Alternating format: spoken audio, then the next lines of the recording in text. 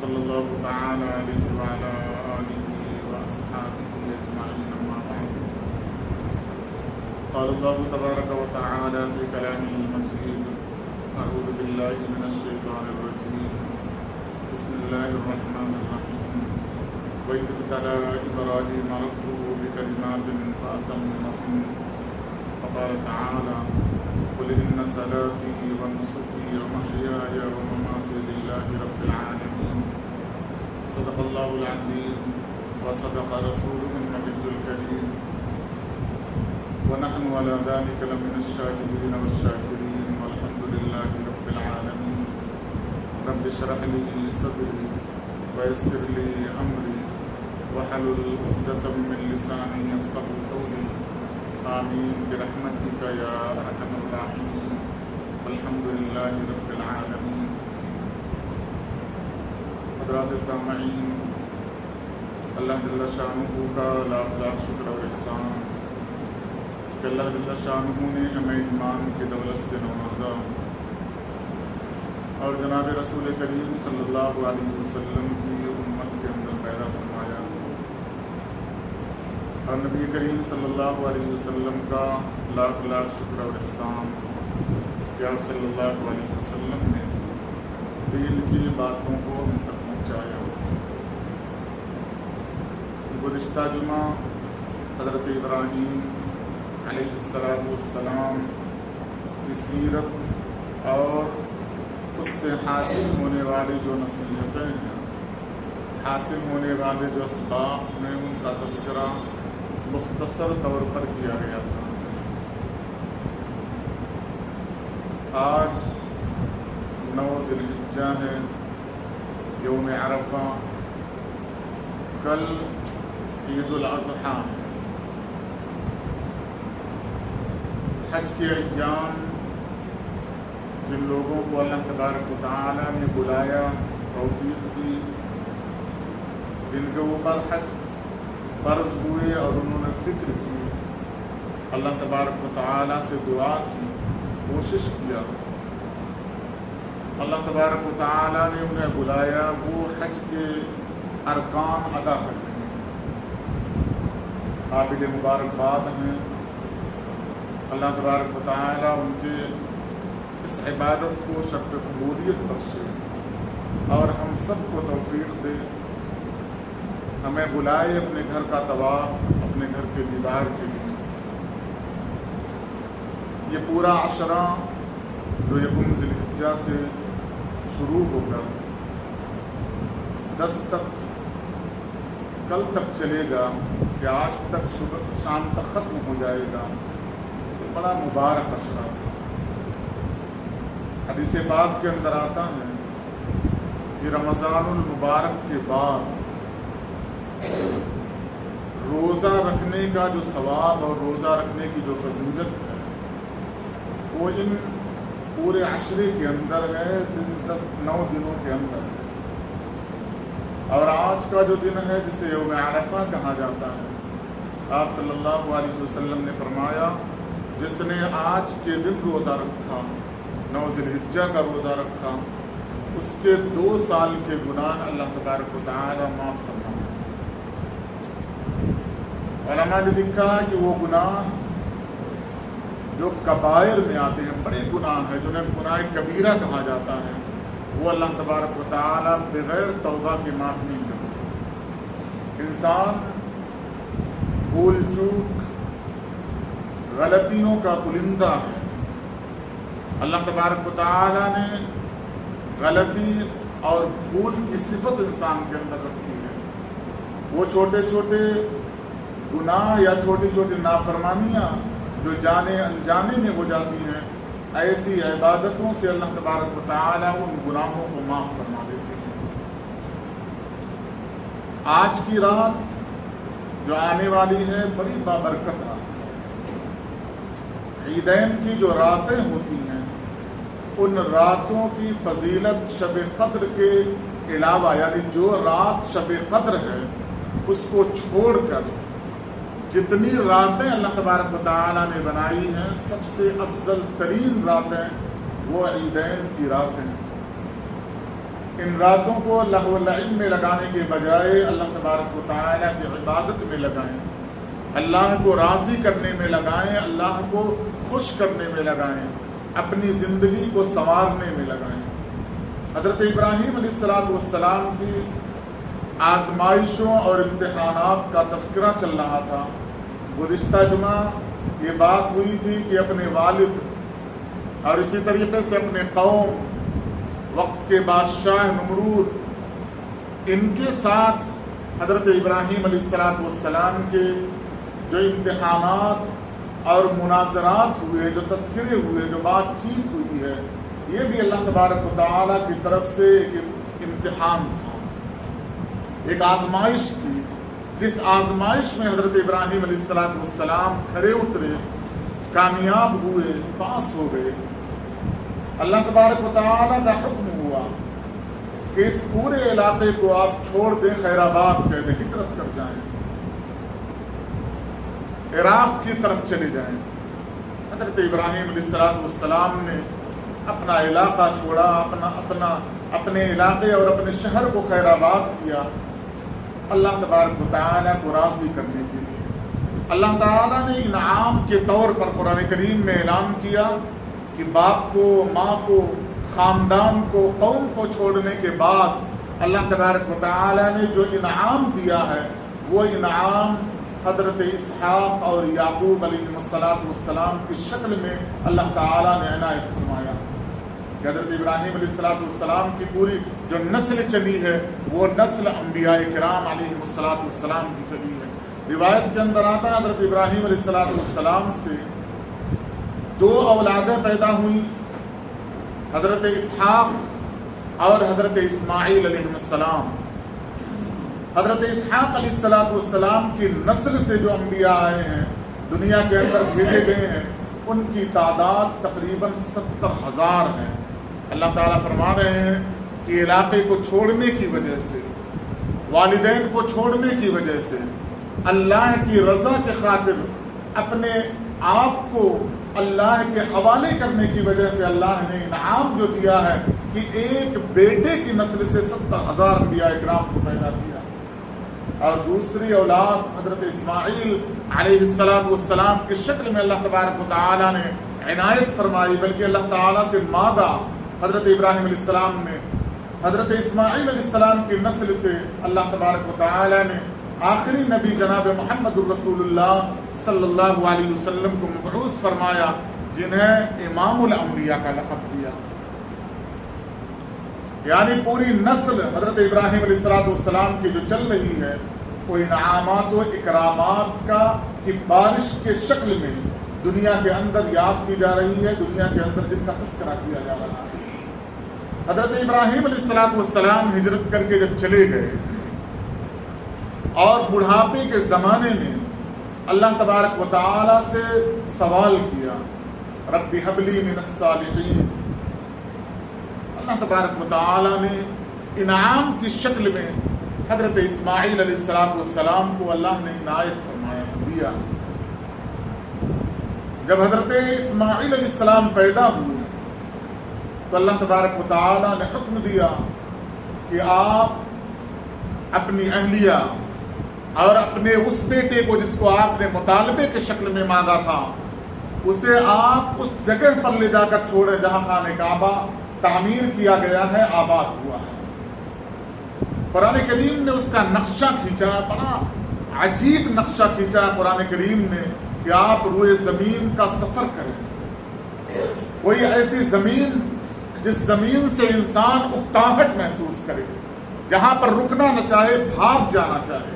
اللہ تبارک و تعالیٰ نے اس زمین کا نقشہ کھینچ کر کہا بواد غیر ذی زرع عند بیتک المحرم، جو خانہ کعبہ کے ارد گرد کا علاقہ تھا، اس کو کہا بواد غیر ذی زرع، جہاں پر زندگی اور حیات کی کوئی چیز نہیں تھی۔ انسان زندہ کیسے رہے، کن چیزوں سے انسان کو زندہ رہنا ہے، وہ تمام چیزیں وہاں پر نہیں پائی جاتی تھی۔ حضرت اسماعیل علیہ السلام کے بارے میں اللہ تعالیٰ نے حکم دیا کہ ماں کو اور بیٹے کو اسی جگہ پر لے جا کر چھوڑ دیں، کوئی سوال نہیں کیا۔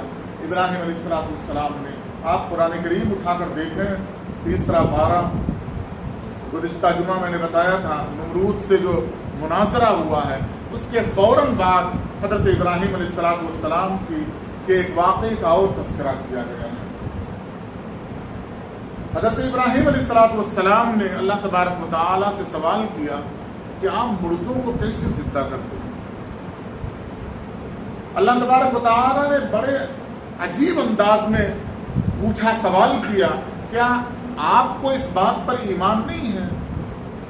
हज़रत इब्राहीम अलैहिस्सलाम ने कहा, ईमान तो है, वलाकिन लियत्मइन्न क़ल्बी, लेकिन दिल मुतमईन नहीं हो रहा, थोड़ा सा इत्मीनान नहीं आ रहा है कि आखिर आप जिंदा कैसे करते हैं मुर्दों को। आप कुरान करीम उठाएं, अल्लाह तबारक व तआला ने हज़रत इब्राहीम अलैहिस्सलाम से कहा कि आप 4 परिंदों को पकड़ें, उनको ज़ुबाह करें, उनकी बोटियां कर दें, टुकड़े टुकड़े कर दें, फिर एक साथ पूरों को मिला दें, और जो ये पहाड़ी है जहां पर आपने सवाल किया है, इर्द गिर्द 4 पहाड़ हैं, उन पहाड़ों पर जो मिक्स बोटियां हैं उनको ले जाकर रख दें, और आप पुकारें, उन्हें बुलाएं, फिर देखें अल्लाह तबारक व तआला मुर्दों को कैसे जिंदा करते हैं। वही इब्राहीम है, सवाल किया बेटे का कि मुझे बेटा चाहिए, सालिह बेटा चाहिए, नेक बेटा चाहिए, फरमाबरदार बेटा चाहिए। अल्लाह ने बेटा इनायत फरमाया खुशखबरी की शक्ल में।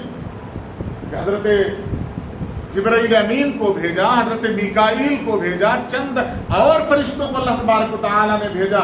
उन फरिश्तों ने आकर हजरत इब्राहीम अलैहिस्सलाम को खुशखबरी सुनाई है। हजरत इब्राहीम अलैहिस्सलाम की अहलिया ने पूछा, ऐसा कैसे होगा? फरिश्तों ने कहा, ऐसा ही होगा, वो बेटा इनायत फरमाया गया। अल्लाह तबारक व तआला ने हुक्म दिया, अब इस इलाके से अपने इस बेटे को जिसका मुतालबा किया था ले जाकर बिवादिन गैर ज़ी ज़रअइन, ऐसी जगह पर ले जाकर छोड़ो जहां जिंदगी का नामो निशान नहीं है, जहां जिंदा रहने के लिए जो चीजें जरूरी है कोई चीज वहां नहीं पाई जाती है। आप इस्माइल को ले जाकर वहां छोड़ दें। आप कुरान उठाकर देखें, अल्लाह तबारक व तआला से हजरत इब्राहीम ने सवाल नहीं किया क्यों छोड़ो, जबकि एक ऐसी बात जिसके ताल्लुक से दिल मुतमईन नहीं हो रहा था सवाल कर लिया। अल्लाह तबारक व तआला ने पूरा नक्शा दुनिया के अंदर दिखाया है, प्रैक्टिकल शक्ल में बताया कि देखो ऐसे मैं मुर्दों को जिंदा करूंगा। लेकिन ये बात भी हजम नहीं हो रही थी, अकल में नहीं आ रही थी। लेकिन इब्राहीम अलैहिस्सलाम ने सवाल नहीं किया, क्यों? अल्लाह का हुक्म था कि आप ले जाकर छोड़ें। और जब छोड़ दिया ले जाकर वापस पलटने लगे, हजरत हाजरा ने सवाल किया कि आप ऐसी जगह पर हमें छोड़कर क्यों जा रहे हैं? हदीस के अंदर आता 3 बार सवाल किया, कोई जवाब नहीं दिया, क्योंकि अल्लाह का हुक्म था कि आप छोड़ें और वापस चले आए। बात करने की इजाजत नहीं थी, छोड़ दिया, वापस आने लगे। 3 बार सवाल किया। हजरत हाजरा ने 4थी बार पूछा, क्या अल्लाह ने हमें कहा है छोड़ने के लिए? कहा हाँ, अल्लाह का हुक्म था, और चले गए। हजरत हाजरा ने कहा कि अगर अल्लाह की ये मर्जी है तो अल्लाह हमें ज़ाय नहीं करेंगे। आप कुरान करीम उठाकर देखें, तफसीर पढ़ें कुछ, कि अल्लाह खुद कह रहा है जिंदगी का कोई नामो निशान उस जगह पर नहीं है। और हजरत हाजरा देख रही हैं कि जिंदगी गुजारने के लिए जिन चीजों की जरूरत है, जहां पर हमें छोड़ा जा रहा है, यहां पर वो चीज मौजूद नहीं है। लेकिन जब ये पता चला कि अल्लाह का हुक्म है तो ये जबान से निकला, फिर अल्लाह हमें ज़ाय नहीं करेगा। अल्लाह ताला इन तमाम वाक़यात को बयान करके और तमाम वाक़यात को सुन्नत बनाकर, तरीका बनाकर, हमारे लिए फराइज बनाकर हमें ये दर्स दे रहे हैं कि हमारा ईमान हर जगह पर वो होना चाहिए जो हजरत हाजरा और साथ में हजरत इस्माइल अलैहिस्सलाम का था। वो यकीन हमारे अंदर पैदा होना चाहिए। इब्राहीम अलैहिस्सलाम चले गए, वहां पर नहीं रुके। कुरान करीम की तफसीर उठाकर देखें, पहाड़ के ओट में, पहाड़ के जहां पर छुप गया पहाड़, जहां पर बीवी और बच्चों को पहाड़ ने छुपा लिया, वहां पर हजरत इब्राहीम अलैहिस्सलाम खड़े हुए और अल्लाह तबारक व तआला से दुआ कि अल्लाह आपका हुक्म था, मैंने अपने अहलो अयाल को छोड़ दिया, आप इन्हें यहां पर वो रिस्क दीजिए जो रिस्क इस पूरे इलाके में ना पाया जाए। कौन सा रिस्क चाहिए? फल चाहिए। अल्लाह वो फल दे जो यहाँ पर पैदा न होता। अल्लाह ताला ने अपना मुतालबा जब पूरा करवाया तो अल्लाह तबारक व तआला से दुआ की। मुफस्सिरीन ने एक नुक्ता बयान किया है कि हज़रत इब्राहीम अलैहिस्सलाम अपने बीवी के सामने खड़े होकर अल्लाह तबारक व तआला से दुआ कर सकते थे। फिर क्या ज़रूरत थी कि उतनी दूर जाकर पहाड़ की चोटी के नीचे जाकर छुप कर अल्लाह तबारक व तआला से दुआ किया। उलमाए मुफस्सिरीन ने लिखा है दरअसल ये अकीदा बैठाना मकसूद था कि सिर्फ अल्लाह की ज़ात पर भरोसा हो। कहीं ऐसा ना हो कि मैंने दुआ किया है, मेरी औलाद, मेरी अहल, मेरी बीवी उस दुआ के भरोसे पर दुआ पर तकिया लगाकर बैठ जाए और अल्लाह के ऊपर जो यकीन होना चाहिए उस यकीन के अंदर ज़र्रा बराबर खलल पैदा हो जाए। अल्लाह तबारक व तआला के नबी हज़रत इब्राहीम अलैहिस्सलाम को ये बात पसंद नहीं, इस वास्ते दुआ कहीं और जाए और कोई उम्मीद नहीं है, कुछ नहीं कहा है। कहा ये चंद खजूरें, चंद घूंट पानी, अल्लाह का हुक्म है, अल्लाह जाने आप जाने। हजरत हाजरा ने उस पानी और उस खजूर पर तकिया नहीं किया, पहले खाया, खत्म हो गया। तो अब ये नहीं सोचा कि जिस अल्लाह ने हजरत इब्राहीम को कहा था यहीं पर छोड़ जाए, वो अल्लाह चूंकि ज़ाय नहीं करेगा लिहाजा मैं हरकत नहीं करने वाली। आप पूरा वाकया उठा कर देखें, हजरत हाजरा सफा पहाड़ी पर जा रही हैं, मरवा पहाड़ी पर जा रही हैं, कहीं कहीं तेज चल रही हैं, कहीं आहिस्ता चल रही हैं, चोटी पर चढ़कर चारों तरफ का नजारा कर रही हैं। शायद कोई मिल जाए, शायद कोई इधर से गुजरने वाला मिल जाए, कोई खाने की चीज मिल जाए, खाकर जिंदगी गुजारा जा सके। अल्लाह तबारक व तआला से वो दुआ उस वक्त नहीं किया, पहले कोशिश। अल्लाह तबारक व तआला इस पूरे वाक़े से उम्मत मुस्लिमा को एक दर्स देना चाहते हैं कि जो तुम्हें मिला है उसी पर तकिया लगाकर बैठ जाना और अल्लाह की रहमत से उम्मीद करना कि यहीं पर रहूंगा, कुछ हरकत नहीं करूंगा, कोई मेहनत नहीं करूंगा, मुझे रिस्क मिल जाएगा। ये सुन्नत इब्राहीमी के खिलाफ अमल है। हमें सोचते हैं कि मैं तो अल्लाह का प्यारा हूँ, अल्लाह के नबी सल्लल्लाहु अलैहि वसल्लम का दुलारा हूँ, मुझे तो रिस्क मिलना चाहिए। क्या हजरत इब्राहीम के अहल अयाल से ज्यादा मुकद्दस हमारी जात है? हमारे अहल अयाल ज्यादा मुकद्दस हैं। हजरत हाजरा से ज्यादा मुकद्दस किसी की अहलिया, किसी की माँ हो सकती है?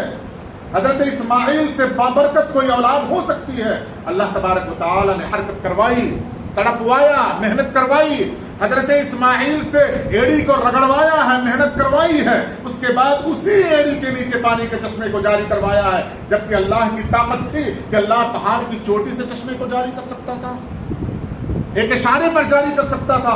लेकिन ये पूरा वाकया हमें बता रहा है कि हम अपाहिजों की जिंदगी अगर गुजारना चाहते हैं तो दुनिया के अंदर हमारी कोई वक्त नहीं, हमारी कोई जरूरत नहीं है। मैंने 2 जुमा पहले बताया था, एक दाना शख्स से किसी ने सवाल किया कि दुनिया के अंदर रहने के लिए क्या काबिलियत चाहिए, क्या चाहिए, उसके अंदर क्या खूबी चाहिए? उस दाना शख्स ने बताया अक्ल चाहिए। जो अक्लमंद लोग हैं वो दुनिया के अंदर जिंदा रहने के हकदार हैं। फरमाया अगर किसी के पास अक्ल न हो, फरमाया इल्म हुनर चाहिए। कहा अक्ल भी ना हो, इल्म हुनर भी ना हो।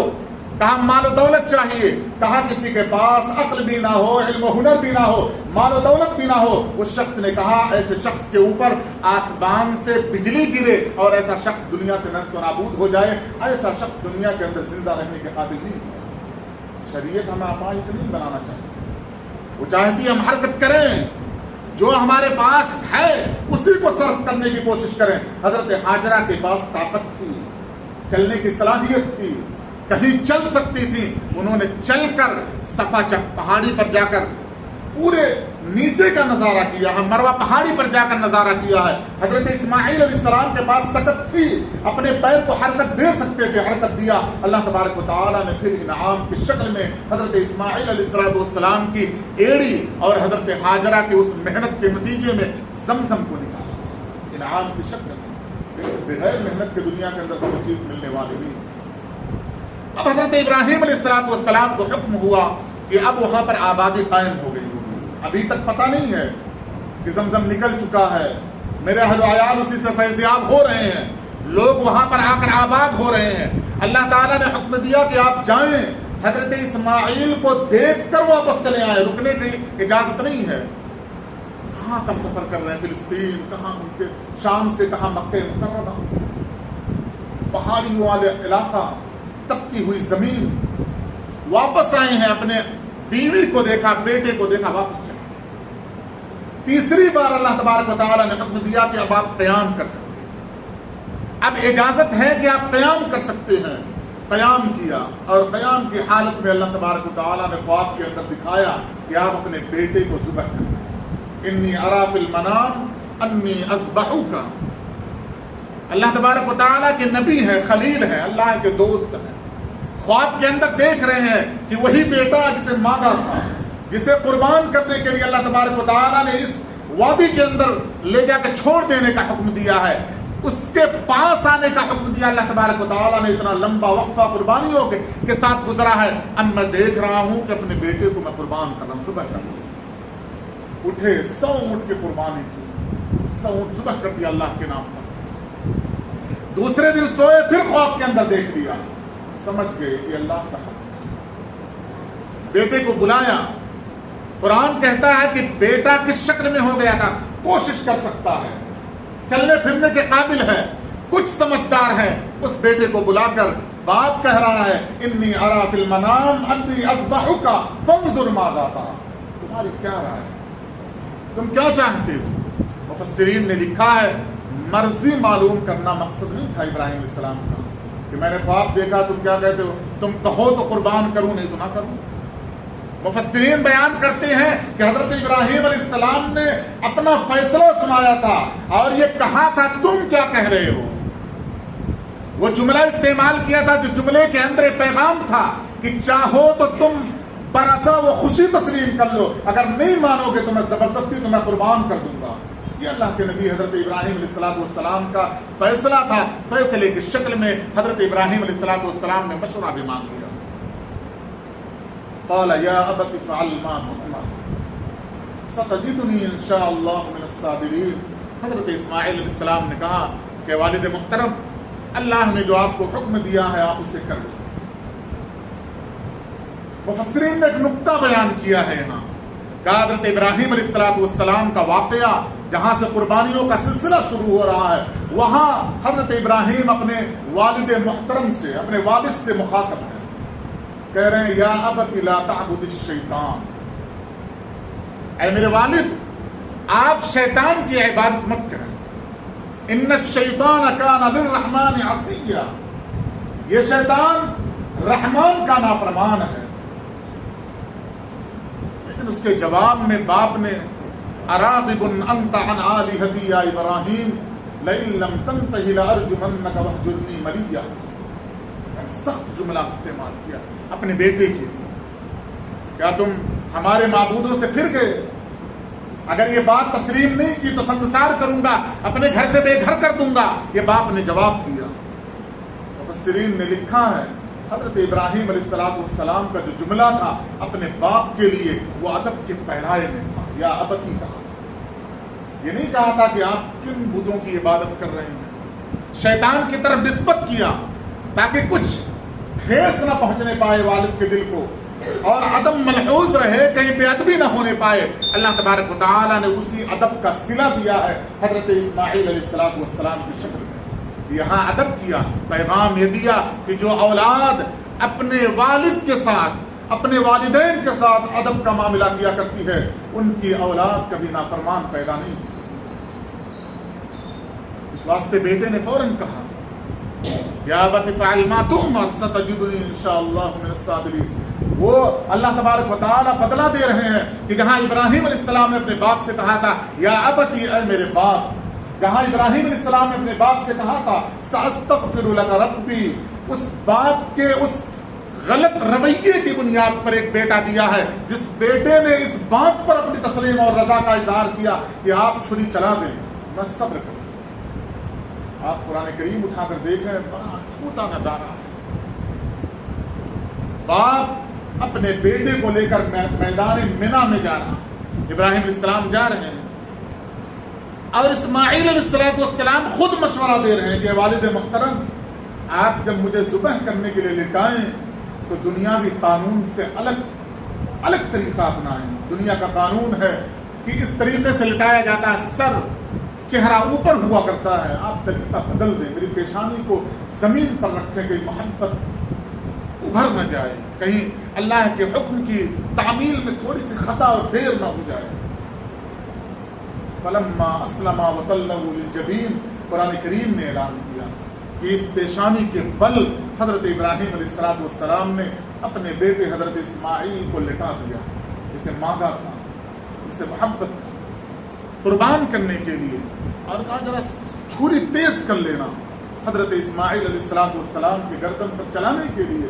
بیٹا خود کہہ رہا مجھے قربان کرنے کے لیے ذرا چھری تیز ہونی چاہیے تاکہ اللہ کے حکم کی تعمیل ہو سکے۔ ابراہیم علیہ السلام نے ویسا ہی کیا اور چھری چلائی، گردن کٹی۔ ابراہیم علیہ السلام کو پتہ نہیں چلا ہے کہ گردن کس کی کٹی ہے۔ اللہ تعالیٰ نے پکارا وَنَادَيْنَاهُ أَن يَا إِبْرَاهِيمُ قَدْ صَدَّقْتَ الرُّؤْيَا إِنَّا كَذَلِكَ نَجْزِي الْمُحْسِنِينَ ان هذا له البلاء المبین وفدیناہ بذبح عظیم۔ اللہ تعالیٰ نے فرمایا ابراہیم علیہ السلام نے جب آنکھ کھولا ہے، گردن کٹنے کے بعد، چھری چلنے کے بعد، خون کے نکلنے کے بعد پورا یقین تھا کہ یہ گردن میرے بیٹے کی کٹی ہے۔ اللہ تبارک و تعالیٰ نے پکارا ہے فبشرناہ بغلام حلیم۔ اللہ تعالیٰ نے فرمایا کہ ابراہیم دیکھو، یہ میں ان لوگوں کو ایسا بدلہ دیا کرتا ہوں جو میرے حکم کی تعمیل کرتے ہیں۔ اللہ تعالیٰ اس قربانی کو ہمارے اوپر واجب کر کے وہ تصور پیدا کروانا چاہتا ہے کہ جب گردن پر چھری چلانا تو وہ محبت ہو، اللہ کے حکم کی تعمیل کا وہ جذبہ ہو جو حضرت ابراہیم علیہ السلام کے ہاتھ میں چھری تھی۔ اسماعیل زمین پر لیتے ہوئے تھے اور چھری چلاتے ہوئے ابراہیم علیہ السلام کے اندر جو جذبہ پیدا ہوا تھا، وہ جذبہ اگر پیدا ہوا ہے تو اللہ تبارک و تعالیٰ اس قربانی کو قبول کریں گے۔ اور اللہ خود فرماتے ہیں لن ینال اللہ لحومها ولا دماؤها ولكن يناله التقوى منکم۔ جو خون یا جو گوشت، جو جانور تم نے لٹایا ہے، جس کو قربان کر رہے ہو، اس میں سے کچھ نہیں پہنچتا، یہ دل پہنچتا، دل کی آہ، دل کی کیفیت میرے پاس پہنچنے والی ہے۔ اس تصور کو آپ دیکھیں تکبیر تشریق کی شکل میں کہ ہم جو فجر سے تکبیر تشریق پڑھ رہے ہیں، ہر فرض نماز کے بعد 13 ذی الحجہ کے عصر تک پڑھیں گے اللہ اکبر اللہ اکبر لا الہ الا اللہ واللہ اکبر اللہ اکبر وللہ الحمد۔ اللہ تبارک و تعالیٰ نے کیوں واجب کیا؟ اللہ تعالیٰ کے نبی حضرت ابراہیم اپنے بیٹے کو لٹائے ہوئے ہیں زمین پر اور چھری ہاتھ میں لے کر گردن پر رکھا۔ حدیث کے اندر آتا ہے فرشتوں نے یہ سما دیکھا، یہ نظارہ دیکھا، کہا اللہ اکبر اللہ اکبر۔ حدیث کے اندر آتا ہے جب فرشتوں کے اللہ اکبر کی آواز آئی تو حضرت ابراہیم علیہ السلام کے دل کے اندر خیال آیا کہ اللہ نے میری قربانی کو قبول کیا۔ اب نظارہ دیکھیں کہ باپ بیٹے کو قربان کر رہا ہے، آنکھ بند ہے، فرشتوں کی آواز آ رہی ہے اللہ اکبر۔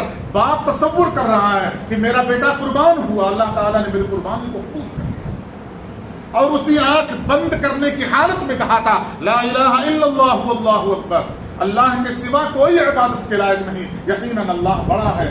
حضرت اسماعیل علیہ السلام چھری کے نیچے،